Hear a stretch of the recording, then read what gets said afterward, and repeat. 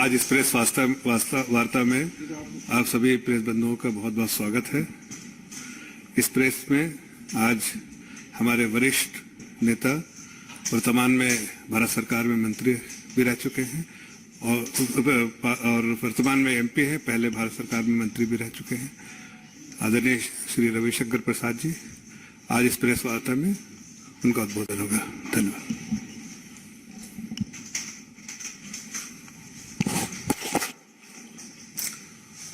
मित्रों नमस्कार, आप सबों का अभिनंदन।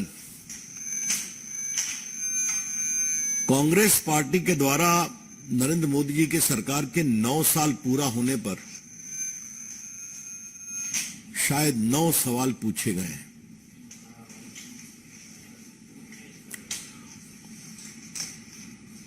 पहले तो मन में विचार आया उसको इग्नोर किया जाए, लेकिन वो झूठ का इतना बड़ा पुलिंदा है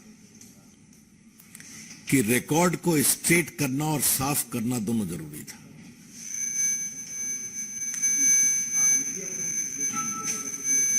कांग्रेस पार्टी के द्वारा जो सवाल किए गए हैं, it is a bundle of lie and mountain of deception.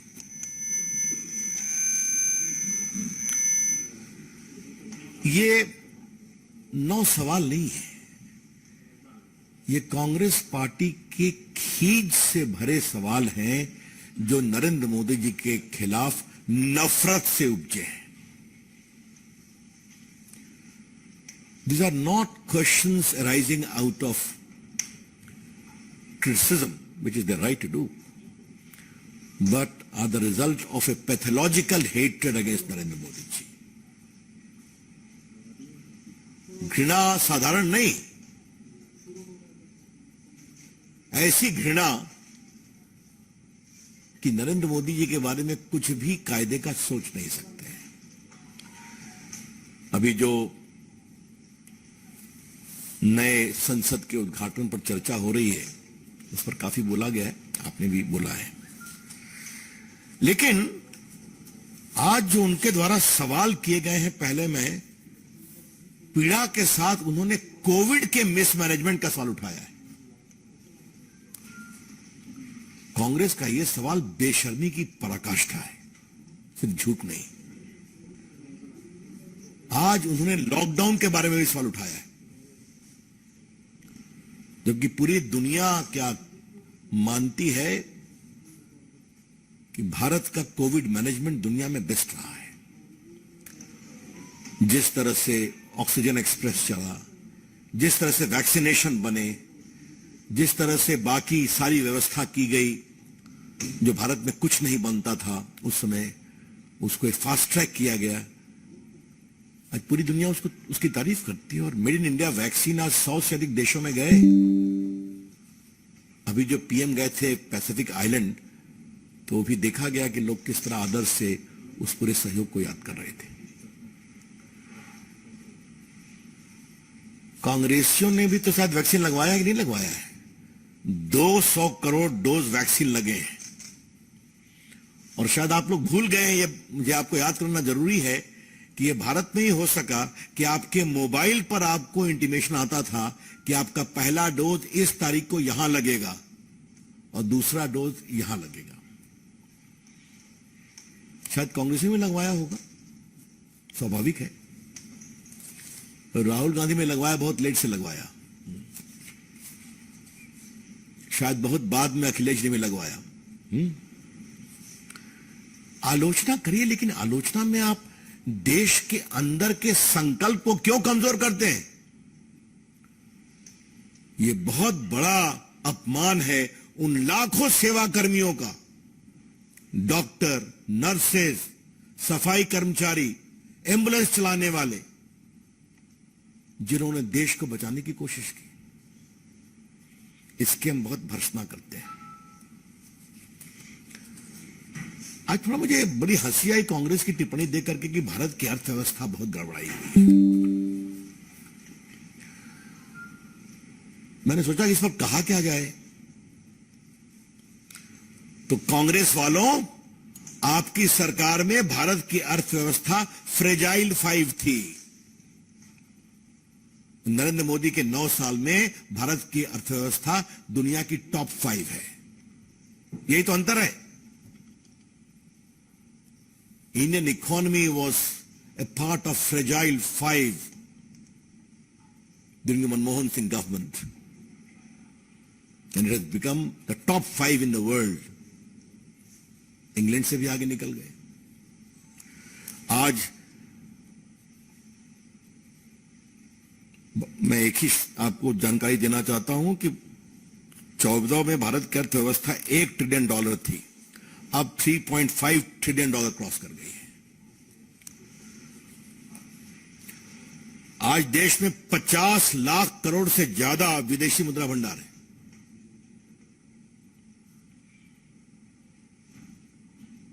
और एक संख्या हम खाली बताएंगे, एक्सपोर्ट कितना बढ़ा है।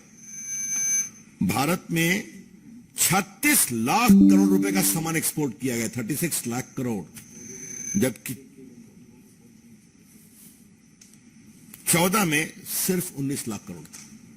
तो आप देखते हैं करीब करीब दुगना एक्सपोर्ट हुआ है। महंगाई पर बात बहुत की जाती है, तो थोड़ा हम बता दें, ये बहुत जरूरी है देश के सामने रखना आपके माध्यम से। भारत का एनुअल इन्फ्लेशन अप्रैल 23 में 4.7% है, 4.7%। और होलसेल प्राइस इन्फ्लेशन नीचे आकर -0.92% हो गया, 0.92%। मैं बताना नहीं चाहता हूं कि बाकी देशों का क्या हाल है, खाली आपके सामने हम कुछ बड़े देशों की बात जरूर रख देना चाहते हैं। इंग्लैंड में कितना है, अमेरिका में कितना है, आप देख लीजिए तो आपको समझ में आ जाएगा कि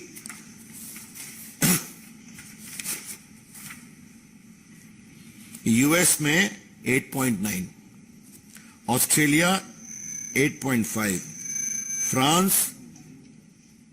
17.5, स्वीडन 21.2, जर्मनी 23.5।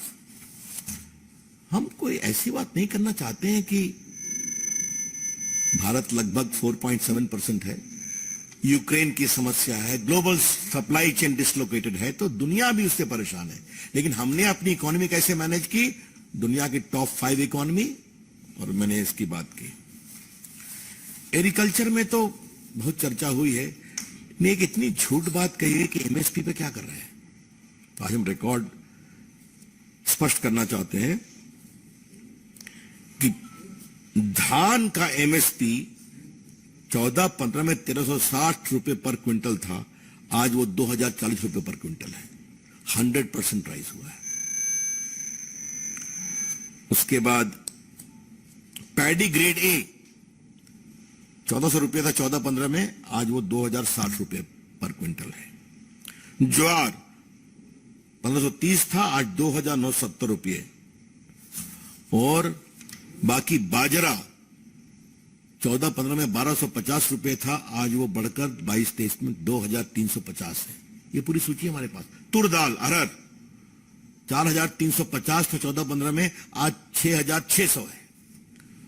तो एक बार कांग्रेस पार्टी रिकॉर्ड तो देख लिया करे, डेटा ठीक रखा करें आरोप लगाने के पहले कि कितना एमएसपी हम लोगों ने बढ़ाया है, ये हम आपसे कहना चाहते हैं। नीचे कांग्रेस पार्टी ने करप्शन का भी सवाल उठाया है, तो उस पर तो काफी बोलना पड़ेगा, उसको मैं बाद में आता हूं। एक जो बात कही कि भारत में मैन्युफैक्चरिंग कमजोर हो रहा है, तो जरा ये हम आपके सामने जरूर रखना चाहेंगे कि भारत में मैन्युफैक्चरिंग का क्या हाल है।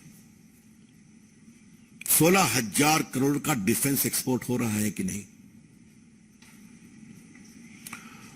और एक विषय जिससे थोड़ा मेरा जुड़ाव रहा है उस विभाग के मंत्री के रूप में, आज भारत मोबाइल मैन्युफैक्चरिंग में दुनिया का 2nd बिगेस्ट मैन्युफैक्चरर बना है। और आपको जानकर खुशी होगी कि 22-23 में $11 बिलियन यानी 90,000 करोड़ का मोबाइल एक्सपोर्ट किया गया है। इसमें 4-5 लाख लोगों को नौकरी मिली है। प्रोडक्शन लिंक इंसेंटिव होने के बाद ये आगे बढ़ा, जिसमें 70% महिलाएं काम करती हैं। 70%। फोन की निटिंग में उनकी बहुत बड़ी भूमिका होती है। और ये एक सोची समझी रणनीति थी कि भारत को थाईलैंड, वियतनाम और चाइना की तुलना में कॉस्ट कम करना था, इसीलिए पीएलआई स्कीम आया। और आज देखिए भारत कहां से कहां पहुंच गया। अभी टिम कुक आए थे ना, एप्पल कंपनी के मालिक, उन्होंने क्या कहा, India is a digital great growing market for us. तो जो भारत में एक्सपोर्ट बढ़ा है, तो आपको जानकर एक संख्या खाली मैं बता दूं, 2014 में भारत के 78% मोबाइल बाहर से आते थे, 78%।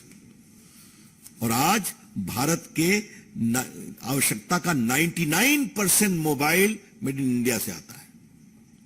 अब 1-8% कुछ लोग बाहर का मोबाइल लेते होंगे, उनको अब शुभकामनाएं।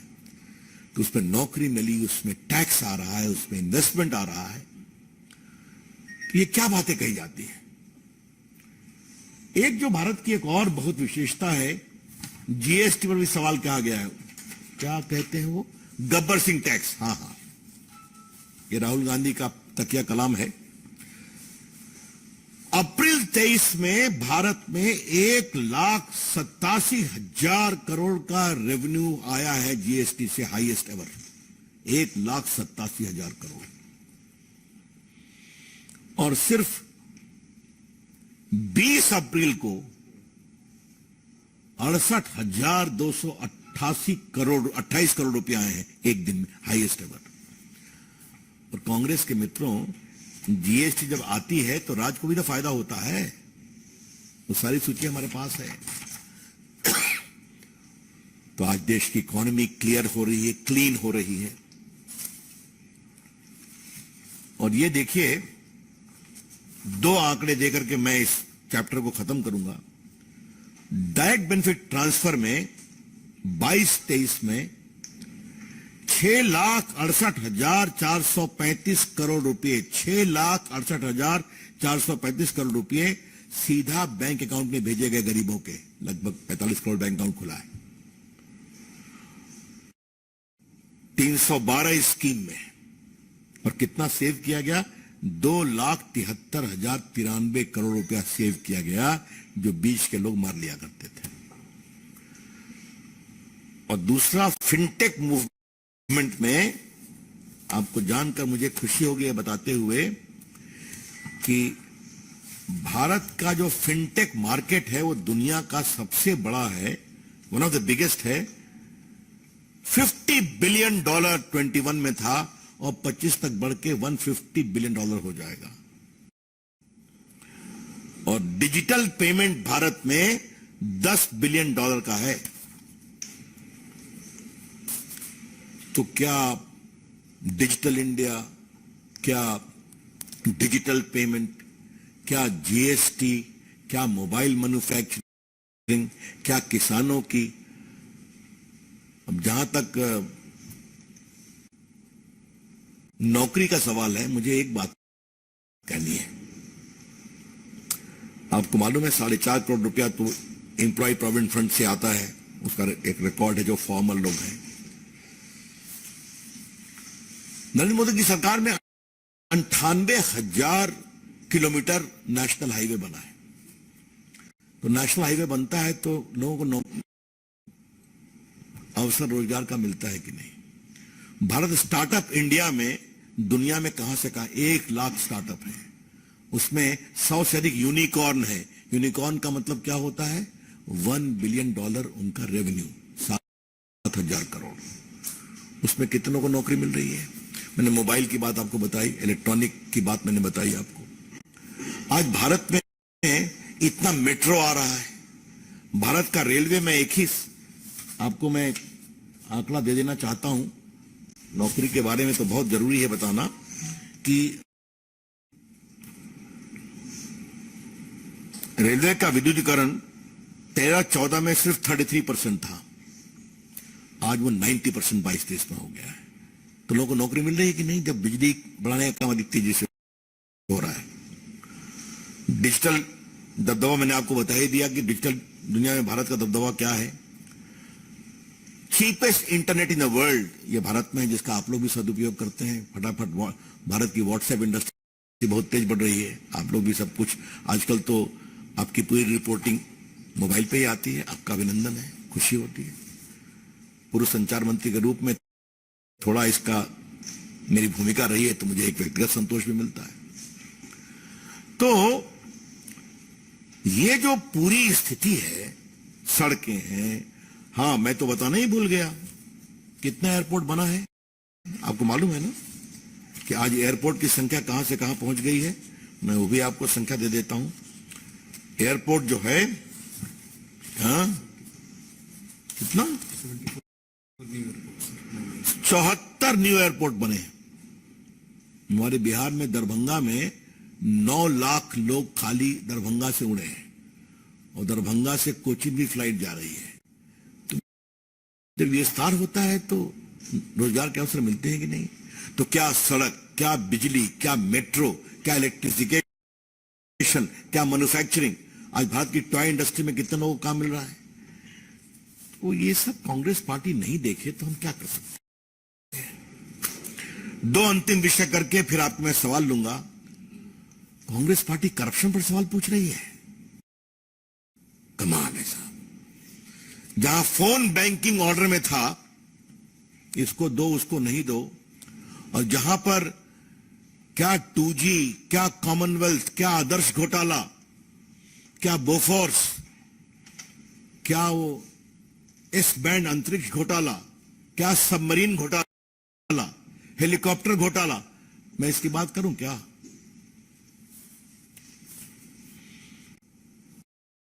दो बातें मुझे कांग्रेस के बारे में आज करनी है। हम लोग पंच तत्व की बात करते हैं ना, ये शरीर 5 तत्वों से बना है, जल, थल, नभ, वायु, अग्नि। और अपने संस्कारों में ये सोच है कि जब ये 5 तत्व आप अंतिम विदाई करेंगे तो उसी में समा जाना है। इसकी शास्त्रीय व्याख्या भी है, सृजनात्मक व्याख्या भी है। कांग्रेस पार्टी पंच तत्वों को बड़ी ईमानदारी से विश्वास करती है, लेकिन उनके सहयोगियों ने कहा कि पंच तत्वों का सही सम्मान तब तक नहीं होगा जब तक 5 तत्वों में भ्रष्टाचार नहीं होगा। उन्होंने इसको करके दिखा दिया। मैं बताना चाहता हूं, थल का घोटाला कॉमनवेल्थ ले लीजिए, आदर्श ले लीजिए, और वो जमीन पर ही नहीं रुके, जमीन के अंदर भी चले गए। कोयला घोटाला, जमीन के अंदर मिलता है कोयला, वहां भी कर दिया उन्होंने। मैंने वायु की बात की, 2G घोटाला क्या है? वायु के माध्यम से वो आता है, 2G घोटाला हुआ। अब आप देख लीजिए, नभ में तो हेलीकॉप्टर घोटाला कर दिया उन्होंने, हेलीकॉप्टर तो आकाश में उड़ते हैं। जल में तो सबमरीन घोटाला। और जहां तक अग्नि का सवाल है, तो दामाद सिंह ने जो जमीन लिया बीकानेर में, जिस पर 3 FIR चल रहे हैं, बाकी कार्रवाई हो रही है, वो कहां से था? हम यहां लगाएंगे सोलर प्लांट्स, किसानों को जमीन ली गई। तो इसीलिए मेरे मन में एक बात आती है कि जिंदगी में ग्रेडिंग बहुत होती है। कांग्रेस ने अपने लिए 4C ग्रेडिंग चुना है, cut, commission, corruption, Congress. The Congress grading is 4C, cut, commission, corruption, Congress. यह है कांग्रेस। और वो आज जब देश की इकोनॉमी इतनी ओपन हो गई है, पूंजी निवेश आ रहा है, दुनिया भारत को विश्वास कर रही है, तो इस तरह की बातें करना बहुत दुर्भाग्यपूर्ण है। एक बात मुझे कहनी थी, कांग्रेस पार्टी PSU की समर्थक है, और बार बार LIC का विरोध, बार बार स्टेट बैंक का क्या टिप्पणियां की गई। तो आज मैं पत्रकार मित्रों को एक आंकड़ा दे रहा हूं। मार्च के क्वार्टर में LIC का प्रॉफिट 13,428 करोड़ रुपए का है।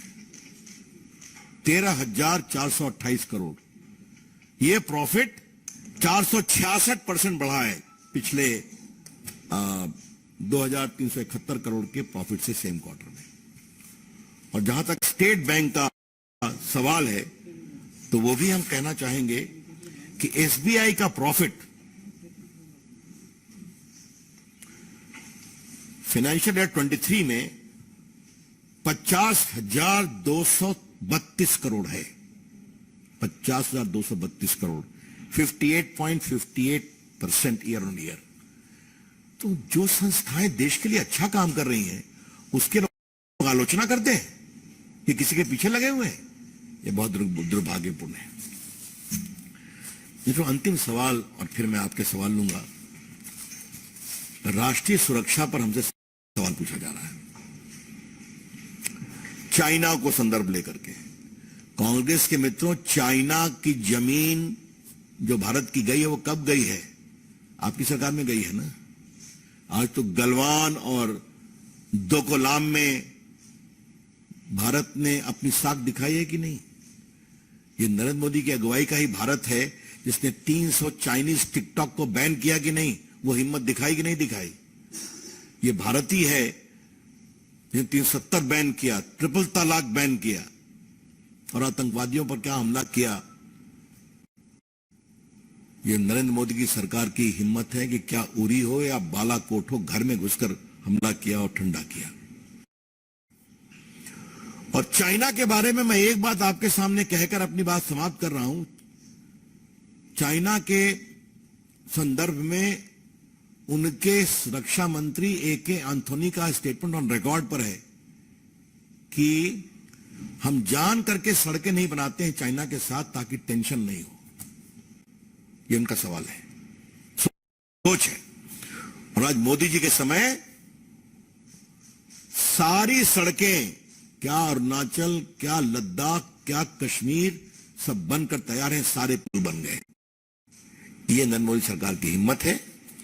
तो मित्रों, मुझे लगा कि इस झूठ के पुलिंदे को एक्सपोज करना बहुत जरूरी था। मैं कांग्रेस के मित्रों से एक ही बात कहूंगा, कृपा कर करके मोदी की नफरत से थोड़ा ऊपर आइए। हाँ, आप 2 बार हारे हैं बुरी तरह से, 24 में भी आपका हाल वही होगा। आप लोकतंत्र में विश्वास करते हैं तो मैं अपेक्षा करूंगा कि आलोचना करिए। आज जिस तरह के ट्वीट किए हैं जयराम रमेश ने, मैं उसको रिपीट नहीं करूंगा। क्या भाषा है वो? हम इस डिस्कोर्स को कहां गिरा रहे हैं? प्रधानमंत्री के खिलाफ। मैं बहुत भर्त्सना करता हूं उस ट्वीट की। धन्यवाद।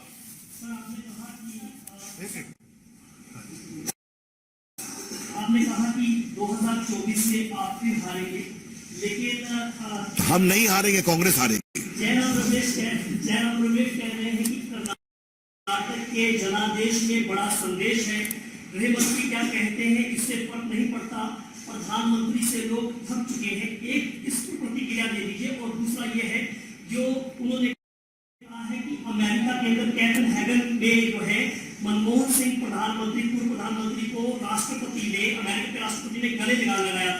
तो इन 2 प्रश्नों पर, अरे भाई, उनको कहां परेशानी है? हमने आपको बताया कि मोदी जी को कितने देशों ने अपने देश का सर्वोच्च सम्मान दिया है।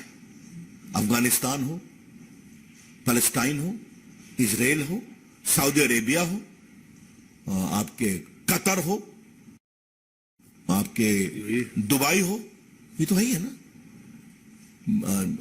बिडेन साहब ने क्या कहा अमेरिका के राष्ट्रपति ने प्रधानमंत्री के बारे में, आपने देख ही लिया। और सिडनी में क्या हुआ, पीएम की लोकप्रियता आपने देख ही लिया। तो कृपया करके अब उनको दावे करने दीजिए, मुझे उस पर कुछ नहीं कहना है।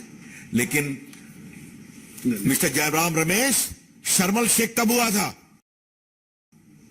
आज मैं याद दिलाता हूं, जब उन्होंने याद कराई शर्मल शेख में क्या हुआ था। पाकिस्तान को भी विक्टिम ऑफ टेररिज्म माना गया था, मालूम है ना आपको? हाँ, ये हुआ था।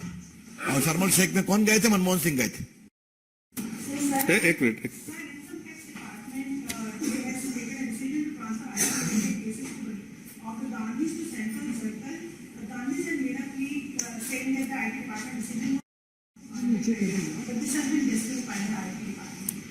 ऐसा है कि यह उनकी अपनी जुडिशियल प्रोसेस है, उस पर मुझे कुछ नहीं कहना है। Next. इतना ही कहूंगा कि करप्शन की बात करने वाले कभी ना भूलें कि आज राहुल गांधी भी बेल पर हैं, उनकी मां भी बेल पर है नेशनल हेराल्ड के मामले में, आपको मालूम है ना। और पूरा उनका क्वॉशिंग का एप्लीकेशन डिसमिस हो गया, उनको ट्रायल फेस करना पड़ रहा है। यस, एक इनॉग्रेशन का तो विरोध कर ही रही थी अपोजिशन की पार्टियां, जो सिंबल वहां पर स्थापित किया जाएगा, अब उस मैं इस पर जवाब दूंगा। हाँ, और कोई सवाल? सर सबसे पहले तो देश को नई सियासत मिल रही है, उसके लिए आपको संसद को मैं अलग से दूंगा। अभी जरा इस आज के जो प्रेस कॉन्फ्रेंस पे कोई और सवाल है किसी का? उन्होंने एक बार फिर से आपके ऊपर निशाना साधा। उन्होंने कहा कि 9 साल में 18 करोड़ रोजगार होने चाहिए थे और जो काम डाकी को करना चाहिए था लेकर पहुंचाने का, प्रधानमंत्री अपनी चमक दिखाने के लिए, अपना चेहरा चमकाने के लिए 78,000 लोगों को नियुक्ति पत्र बांट रहे हैं कि उन्होंने 18 करोड़। अभी तक 3.5 लाख लोगों को नौकरी मिल गई ना उसी से। कांग्रेस को कौन समझाए कि प्रधानमंत्री जब कार्यक्रम करते हैं तो जल्दी फास्ट ट्रैक होता है। हर विभाग केंद्र सरकार के, क्या रेलवे, क्या पोस्टल, क्या आपके सेंट्रल फोर्सेस, सारी नियुक्ति जब एक साथ होती है तो उसकी एक तारीख तय होती है। कांग्रेस के समय तो सब कुछ डिले चलता था, छोड़ दीजिए। नेक्स्ट या मेरा आपसे सवाल है कि देश की जब इकोनॉमी इतनी अच्छी है तो क्यों इतना अनएम्प्लॉयमेंट हो रहा है, दर इतना क्यों बढ़ता जा रहा है? अभी मैंने विस्तार से उसका जवाब दिया ना एम्प्लॉयमेंट का, कि क्या क्या नए अवसर बने हैं और भी बनेंगे। इकोनॉमी का मैंने विस्तार बताया। हमेशा एक बात का ध्यान रखिए, देश की इकोनॉमी जितना बढ़ेगी उतने ही रोजगार के अवसर आएंगे। मैंने बताया ना आपको, एक मोबाइल का मैंने एग्जांपल दिया, डिफेंस का एग्जांपल दिया। इसलिए और करने की जरूरत है, हम और भी करेंगे। और क्या फॉर्मली, क्या प्राइवेट सेक्टर, क्या गवर्नमेंट, बताया अभी लगभग 3.5 लाख नौकरी मिली है भारत सरकार में ही, जो प्रधानमंत्री ने इनिशिएटिव किया और खुद पीएम जा करके। और कांग्रेस के लोगों को समझना चाहिए कि प्रधानमंत्री और उनके मंत्रियों के हाथ से अपॉइंटमेंट लेटर प्राप्त कर करके उनको एक नया उत्साह मिलता है। Thank you. कांग्रेस की तरफ से और विपक्षी दलों की तरफ से बार बार उठाया जा रहा है कि आखिरकार बीजेपी इस बात का जवाब क्यों नहीं देती कि आखिरकार उन्होंने राष्ट्रपति महोदय को इन्विटेशन क्यों नहीं दिया? चलिए, हो गया। अब कोई सवाल, कोई नरेंद्र जी कांग्रेस ने एक बार फिर से निशाना साधा कि जो दुगनी आय करने का मामला था वो आज तक क्यों नहीं दुगनी आय उनकी 2014 से वादा किया था, और जो किसान आंदोलन के समय जो समझौता हुआ था वो भी। पहली बात तो मैं ये कहना चाहूंगा कि किसानों को, भारत के 11 करोड़ किसानों को 6,000 रुपए जाते हैं कि नहीं, आज तक जा रहे हैं कि नहीं। भारत के किसानों को कृषि बीमा का लाभ दिया गया है कि नहीं। भारत के किसानों को आज फर्टिलाइजर नए तरीके से उपलब्ध है कि नहीं। भारत के किसानों को कृषि के क्षेत्र में अन्य कई काम किए गए हैं कि नहीं किए गए। आज इस साल भारत में one of the highest level of agriculture production होने जा रहा है। आज के आप इकोनॉमिक टाइम्स, बाकी अखबारों में देखिए। तो कांग्रेस और जहां तक एमएसपी का सवाल है कितना बढ़ोतरी हुई, मैंने आपको पढ़ दिया। इसलिए कांग्रेस पार्टी की पीड़ा मैं समझता हूं, इसलिए चिंता मत करिए, उसका जवाब निश्चित मिलेगा और देश की जनता देगी। किसानों के लिए नरेंद्र मोदी जी की सरकार ने बहुत ही ऐतिहासिक काम किए हैं। बहुत बहुत धन्यवाद। एक बात आई तो मैं थोड़ा इसको विस्तार से बता देता हूं। ये संसद के सत्र का उद्घाटन नहीं है, ये नई संसद का उद्घाटन है। इस बात को समझिए। राजनाथ जी ने ट्वीट किया है कि संसद के सत्र के उद्घाटन की एक गरिमा होती है, राष्ट्रपति आते हैं, आपको मालूम है, बजट सेशन हो, बाकी सेशन हो। ये नए संसद भवन का उद्घाटन है। तो अब जरा मुझे बोलने देंगे आप, कृपा कर करके प्लीज। मैं आपके सारे सवालों को एंटिसिपेट कर रहा हूं, शांति से सुना जाए, बड़ी कृपा होगी। तो ये पहली बात है। दूसरी बात, अमित शाह जी ने कल विस्तार से बताया है कि सोनिया गांधी ने कितने विधानसभा का उद्घाटन किया। वो तो कुछ नहीं थी, खाली एमपी थी। क्या छत्तीसगढ़, क्या मणिपुर शिलान्यास किया। बिहार में जो हमारा बना है सेंट्रल हॉल, उसका उद्घाटन नीतीश बाबू ने किया। और छत्तीसगढ़ की भी तो राज्यपाल एक ट्राइबल है, उनको तो नहीं बुलाया गया। बाकी दर्जनों एग्जाम्पल हमने दे दिया, उसकी चर्चा करने की जरूरत नहीं है। संसद में राजीव गांधी ने क्या किया, 74 में इंदिरा गांधी ने क्या किया, और इन लोगों ने द्रौपदी मुर्मू का कितना सम्मान किया। कृपया करके आप अपने पुराने फुटेज निकाल लीजिए, क्या क्या कहा है इन लोगों ने, कुछ चल रहा है। कृपया करके राष्ट्रपति जी को इस डिबेट में, विवाद में न लाया जाए।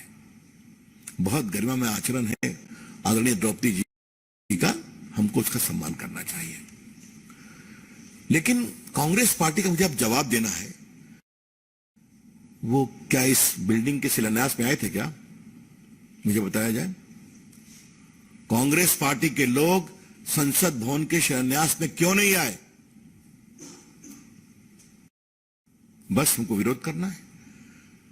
कांग्रेस पार्टी के लोगों ने आज तक सरदार पटेल की स्टैच्यू ऑफ यूनिटी पर 2 फूल चढ़ाया है, तो दुनिया की सबसे बड़ी स्टैच्यू बन गई है। 4 लाख लोग हर हफ्ते आते थे पिछले जाड़े में।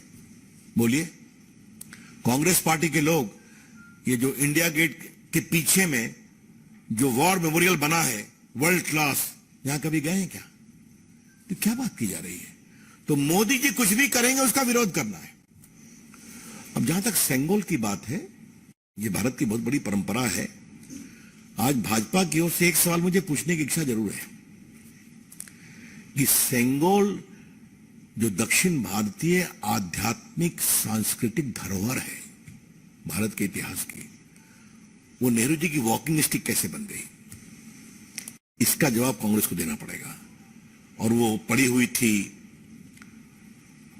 इलाहाबाद के म्यूजियम में, क्यों नहीं खोज खबर दी गई?